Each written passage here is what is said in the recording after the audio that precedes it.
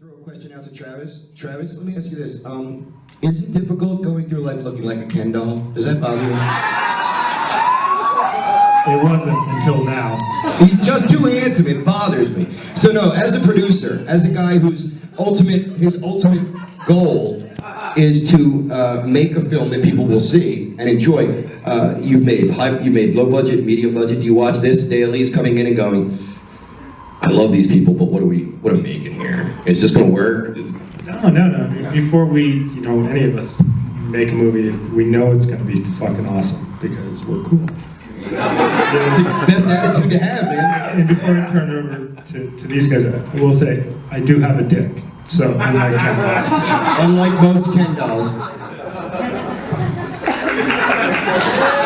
One of the questions. Say also, if we could, congratulations to Travis. Always to be Ken. Congratulations to Ken Doll on Cheap Thrills. He produced that one as well. Got some over the weekend. And congratulations, gentlemen. Go ahead. The challenges of setting out to make something awesome. Well, for me, the biggest challenge is because I have an accent, a weird one, and I remember being on a Skype call with, not a lot of people know, but I want to thank here, there's no representation from Ice Animation that did all the visual effects.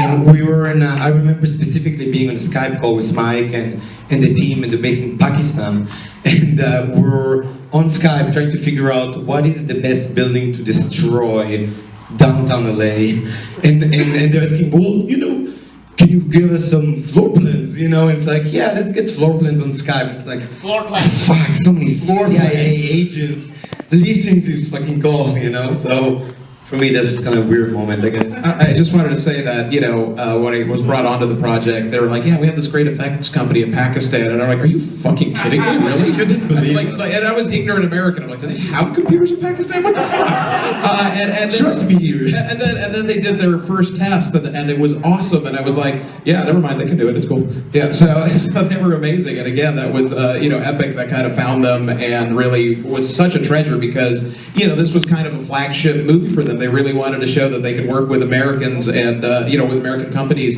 and do kind of, really cool CGI on a limited budget. And, and so Shaquette and myself would literally just speak with them on Skype, because we're on totally different time zones and would do the whole thing via internet. And it was amazing. So. And it's funny because the last scene in Zero Dark 30, now you know why there were all those computer screens at Osama's compound. I have a question. Don't quit your day job, Kenny. So, how is it? I was going to make a joke about how cool he is, but it was a dorky joke. But how fucking cool is Ray Wise to work with? Yeah. See, the key thing about Ray Wise is you believe any bullshit that comes out of his mouth, and that was the thing. Is like somehow for whatever reason he sells it, and that is such a gift. Is like with the most ridiculous dialogue, but it's like but you're like, yeah, totally, yeah, I buy it. So. And the nice thing was I just had to stand next to him and nod. What do we talk a little bit about Greg and we know him obviously from Heroes, but he's really just very likable. How important is that for you guys to be likable in the movie? Oh, that's awesome. Greg is like my unofficial manager. He's great. Everything he does is like that. If they ask him who do you want to work with, he's like, Bartering. And then he called Mike and he's like, dude, you have to work with this guy, Lombardo. He's great. He's gonna play Jose. And Mike goes, does he have a mustache? And then I heard anything you want to know. And he said yes. And he's like, he's hired. No, but Greg, I think, is awesome in the film, and he brought so much to it. I mean, he's so likable. And I had never seen the solo stuff he did, where he's by himself, like looking for the spider and all that stuff. And I thought that was great, and he added so much to it. I love you, Greg. He's working tomorrow on, what's the name of it? Client List. Yeah, he sent me a text earlier. He's like, I can't make it, but somebody's got to give J-Love oil massage. So that's what he's doing tomorrow. Bastard. I also wanted just to throw in that this is the first time the cast is seeing the movie, and this has been, really terrifying because we were working on the movie as of late as Friday night here in Austin, trying to fix some things. And honestly, this is the first time I've ever seen the movie complete and found all sorts of technical glitches that I'm really mad about. So I'm honestly seeing it for the first time with you guys. So thank you for being more or less the final cut. Yeah, it's the final cut. I really need some work on color correction. I'll say that for fuck sure. But anyway, but thank you for being such an awesome audience and sharing it with us. But honestly, we shared this for the first time together, which was a really nerve-wracking thing. So I would like to open the questions to the audience. You guys have stayed late on a work night. And let me say one more thing. I want to give props to Carrie, our composer, who had no, we literally, this is, again, this is a tiny budget movie, and we were trying to do this big heroic thing because I wanted to sell the idea of this kind of superhero duo of Alex and Jose, and Carrie pulled off just an amazing score with an orchestra on a movie that has no right to have an orchestra. So thank you, Carrie, for doing an amazing job on that. So take it away.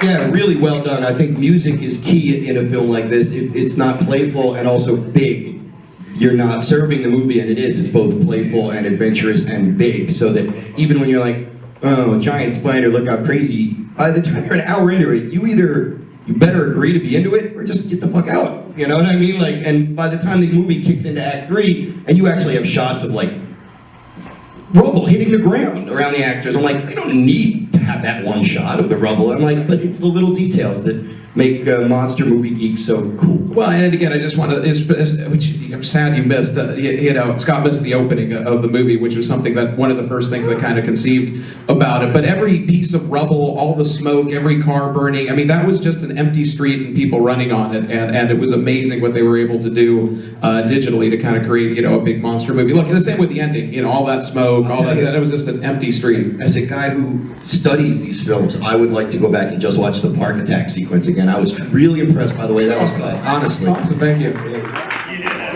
So we have any questions for Claire? Anyone? Oh, I'm sorry, anyone? Here we go, Larry. All right, you talked about the opening. I was curious what went into your decision to start the film that way, with that final scene being at the beginning. So, Shaquette and I were going on our way to New Mexico, and to kind of scout the movie, because originally we were going to shoot it in New Mexico, and the original script that I read started with another big ass fighter in the desert, and this big military scene of them trying to destroy it, and again it's just we're trying to be clever about how to save money and how to do it economically and cleverly. And so, we kind of figured, well, look, why don't, instead of having this whole other, separate incident with the spider and a little baby spider survives, and that's how it ends up in the hospital and stuff, why don't we kind of if we're going to have a big set piece, let's have the ending, and why don't we do a stylish thing? And if you're familiar with any of my other films, I kind of like starting it with a song and a slow motion thing, and suddenly it was Shaquette's idea actually to kind of well, why don't we kind of recap the ending right at the opening. And I just had this image of Alex, waking up and just seeing turmoil and chaos, and I just like doing slow motion, and I didn't think it really applied to any of the other stuff. So I wanted, the other thing I wanted to do with the opening was just kind of defy expectations. You're expecting kind of a Sci-Fi Channel movie, and right off the gate I wanted to go no, this is going to be different. And so it sort of became logical of look, let's just make this really stylized opening thing, and find a song that really kind of played against the chaos. I was originally kind of thinking of the Mad World song from Donnie Darko or something in that vein, and I'm a big Pixies fan, so I started just literally going through iTunes of what would work. And so I came across this Pixies cover of Where's My Mind by this artist named Stuart Large, and it was just that's it, and it just kind of really literally just cemented, and this all kind of came to my mind. So that was the idea behind it. Let me ask you this: do you think that audiences and film producers in general or production companies are too cool, or these kind of films are too old-fashioned now? You think is that the general consensus on why there aren't as many? Well, again, I honestly think it just has a stigma. I think, even though it's great that, and I'm not picking on Sci-Fi Channel because, they do Battlestar Galactica and Face Off and all sorts of awesome stuff. Not all of their schlock is terrible. Yeah, totally, not at all.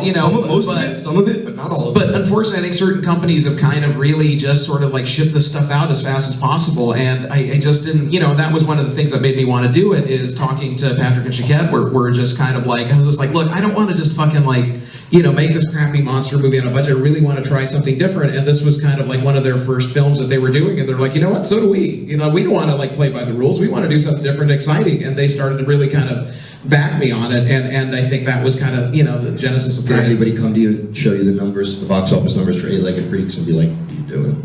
Yeah. The movies don't make money. Well, again, look, I'm not the biggest fan of necessarily Eight-Legged Freaks. It's fine, but at least it was, I wanted to go back to Arachnophobia and Eight-Legged Just gonna Freaks. say, they stand up. And things like that, and kind of forget about, the asylum type stuff, and really try to again, just make something fun, so I just, Well, it's helpful to guys like me, because when people say, give me some giant monster movies that are worth watching, I go, well, there's a couple of scenes in Dino Shark that are not bad, that are kind of well cut and interesting, and it's nice to see some that are horror comedies that don't, that honor both genres, I think, yeah.